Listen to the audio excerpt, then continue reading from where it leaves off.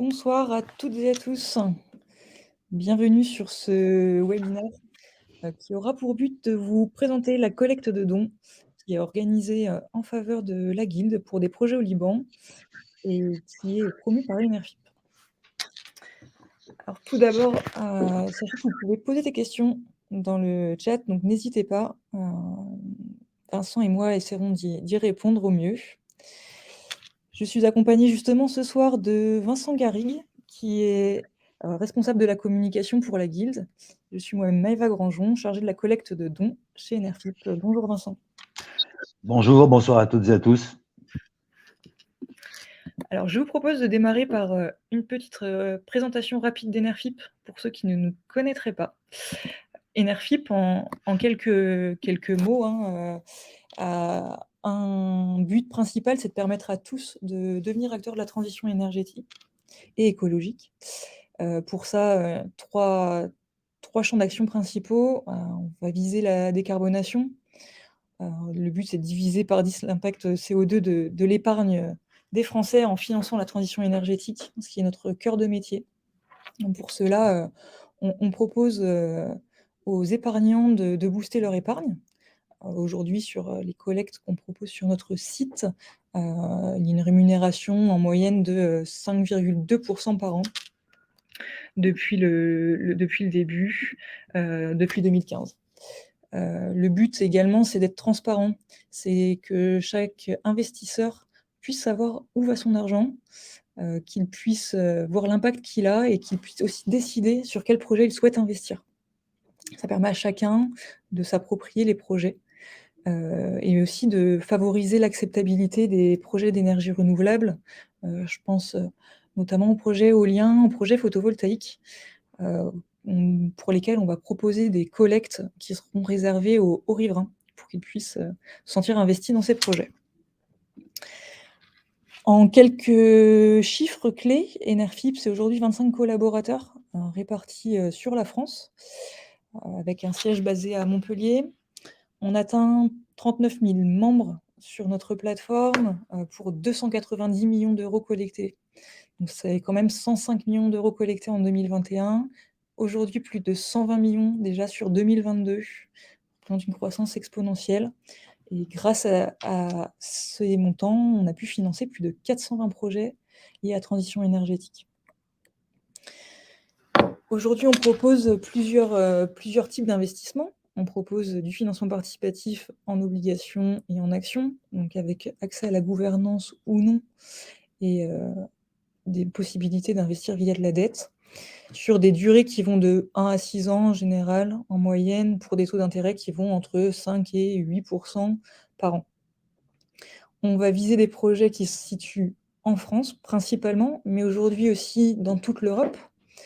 Des projets, donc, comme je le disais, d'énergie renouvelable, qui seront aussi liés à la transition écologique et qui pourront être des projets innovants. On ne se limite pas aux projets photovoltaïques ou éoliens. On essaye de diversifier justement pour rendre accessibles tous ces projets à tout le monde. On va viser des projets dans toutes leurs phases, des projets qui sont en développement, des projets qui sont déjà en exploitation, en cours de construction. Les collectes qu'on propose vont de 100 000 € à 8 millions d'euros. Et dans cette idée de pouvoir rendre la transition énergétique accessible à tous, on permet d'investir à partir de 10 €. Il n'y a pas de plafond maximal obligatoire et il n'y a pas de frais pour les investisseurs. Ça, c'est très important pour nous. Dans la continuité de tout ça, il y a quelques temps, on a décidé de se rapprocher de la Guilde pour pouvoir mettre en place sur notre site et via des actions tout au long de l'année, la promotion d'une collecte de dons, justement, pour des projets qui, pour nous, font du sens et qui viennent compléter l'offre qu'on a aujourd'hui sur NRFIP, puisque le cœur de notre métier, c'est d'investir dans la transition énergétique, que tout le monde s'approprie cette transition énergétique. Mais on se rend compte que la situation qu'on connaît aujourd'hui en France est très éloignée de ce qui peut se passer dans d'autres pays. Et on veut aussi pouvoir se rendre utile et permettre à tout un chacun de participer justement à ce type d'action pour pouvoir rendre la transition énergétique accessible dans les autres pays. Je vais maintenant laisser la parole à Vincent qui va nous présenter la Guilde. Merci beaucoup Maëva. Bonsoir à nouveau à toutes et à tous, ou bonjour, suivant l'heure ou l'endroit à laquelle vous nous écoutez, peut-être le lieu aussi. Euh, Heureux de vous retrouver. Alors, deux, trois mots, mais rapides sur la guilde, qui a été créée il y a un peu plus de 50 ans, donc c'est pas tout à fait extrêmement jeune comme organisation, même si c'est une organisation de jeunesse. En vérité, la guilde est née à la fin des années 60, 67 exactement, autour de l'idée de fédérer des énergies de la jeunesse européenne pour la propulser vers des territoires lointains. Dès l'origine, les fondateurs ont voulu engager à la fois des actions, ou des opérations ou des déplacements de découverte du monde. Donc, c'était quelque chose qui était tout à fait tourné vers ce qu'on appelle toujours l'aventure, qui reste au cœur de notre ADN, c'est-à-dire la quête de grands territoires, d'espaces nouveaux, de territoires lointains ou proches, car l'aventure peut se faire aussi en traversant le puits de Dôme sur le dos de Nan. Et cette aventure s'est rapidement doublée c'est la même chose finalement, d'un goût très fort pour la découverte des autres. Ces territoires lointains sont évidemment habités, parfois à peu, si c'est des déserts, mais il y a toujours des habitants.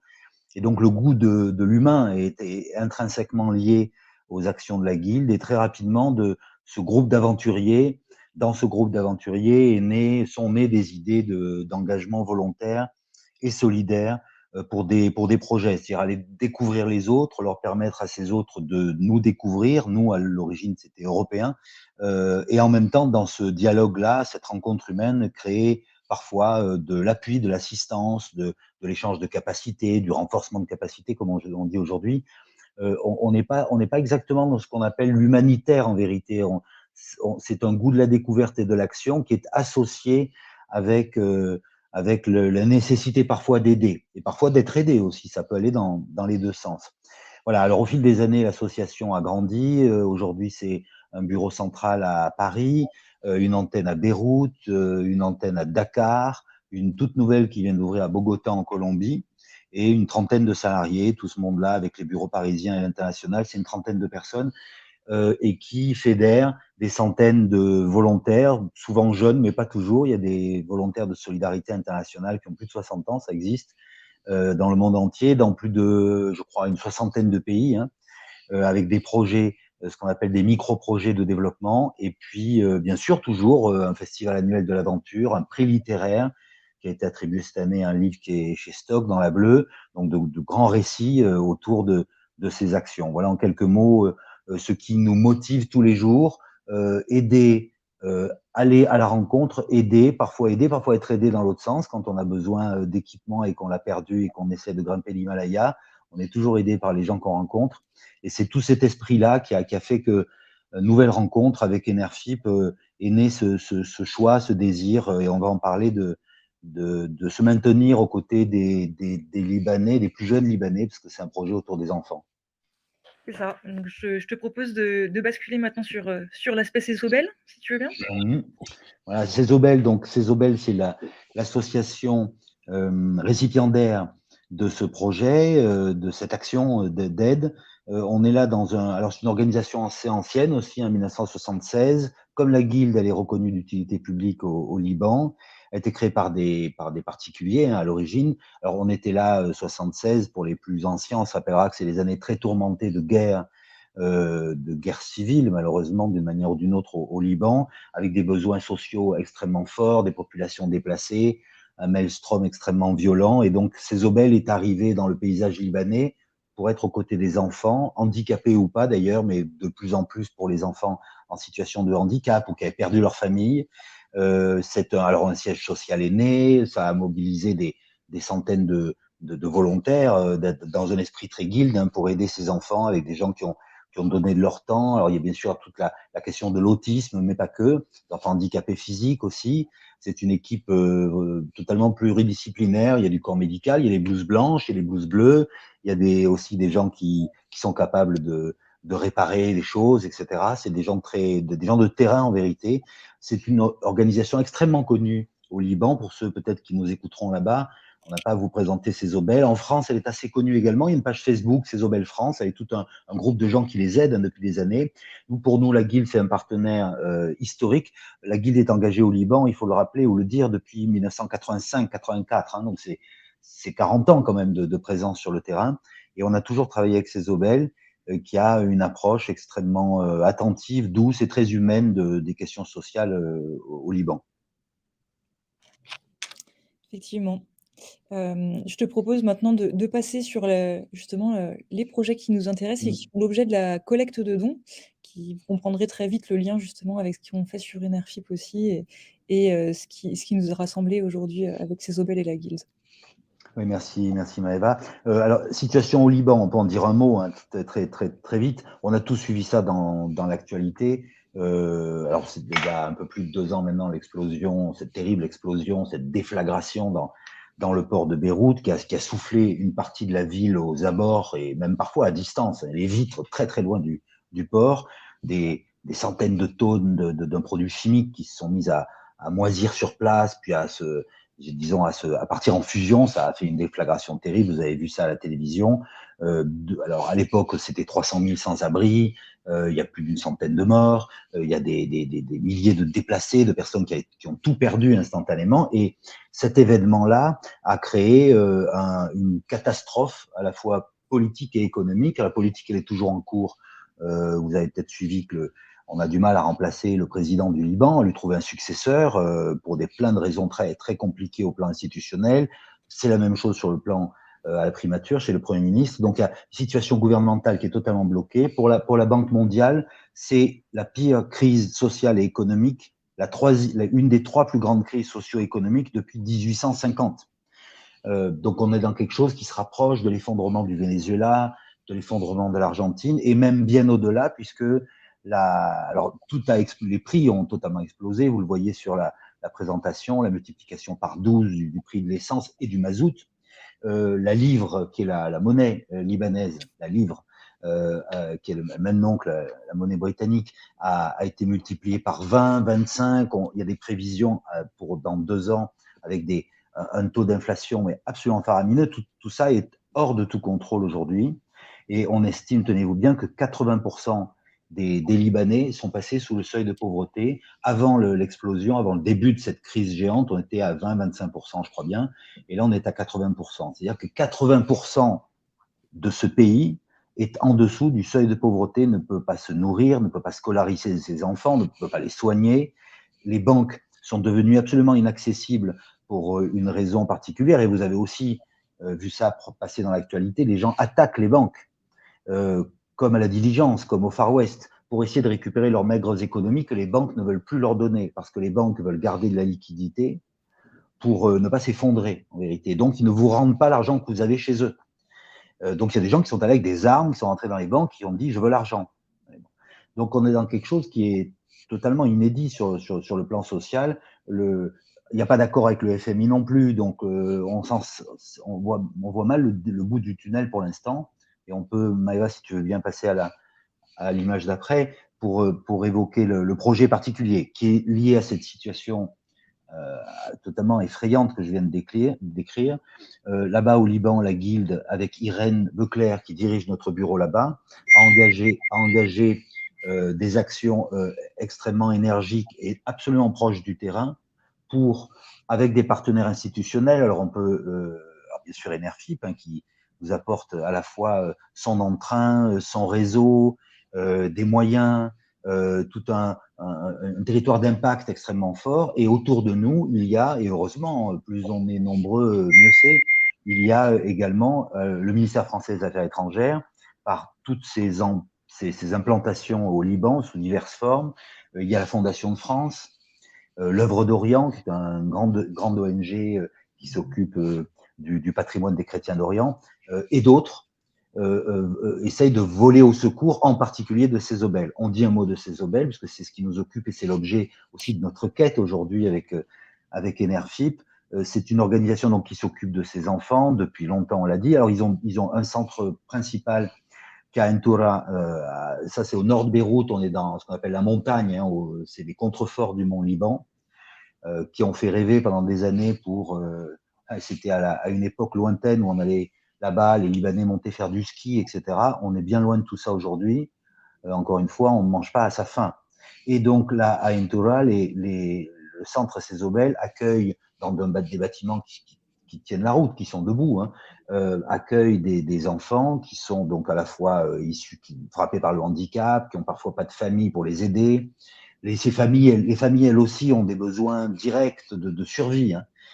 Et là, à Intura, il y a donc ce centre d'accueil. Et ce centre d'accueil, puisque la situation économique est celle que je viens de décrire, n'a plus les moyens et techniquement plus la possibilité d'être connecté à EDL Électricité du Liban, qui serait notre équivalent d'EDF en France, qui leur donne de l'électricité, tenez-vous bien, 1 heure par jour. Et le reste du temps, qu'est-ce qu'on fait? Le reste du temps, on met du fioul lourd, vous savez, ce liquide gras et collant, là, dans des cuves, pour faire tourner des générateurs, comme ça se fait souvent dans les pays un peu désargentés. Et donc, on tourne avec des gros moteurs qui fument et qui font de l'électricité. Vous imaginez bien qu'à la fois, c'est extrêmement polluant pour les gens qui sont immédiatement sur place, c'est catastrophique en termes de santé publique. Pour la planète, c'est effrayant en termes de rejet extérieur, hein. Évidemment, c'est pas une situation qui est tenable parce que l'argent qui est investi là-dedans pourrait aller à autre chose. Désolé, c'est mon chien, mais il va s'arrêter d'aboyer. L'argent qui est investi là-dedans pourrait servir directement aux récipiendaires, aux enfants. Donc, ce à quoi on a rêvé avec Enership, c'est d'équiper, ce qui ça paraît presque évident d'ailleurs, dans un pays où il y a beaucoup de soleil, hein, d'équiper le toit de ce centre de panneaux photovoltaïques qui seront capables d'apporter une énergie propre et continue à ce centre, qui permettra donc aux soignants, aux encadrants, aux éducateurs de continuer à être aux côtés des gamins, en fait.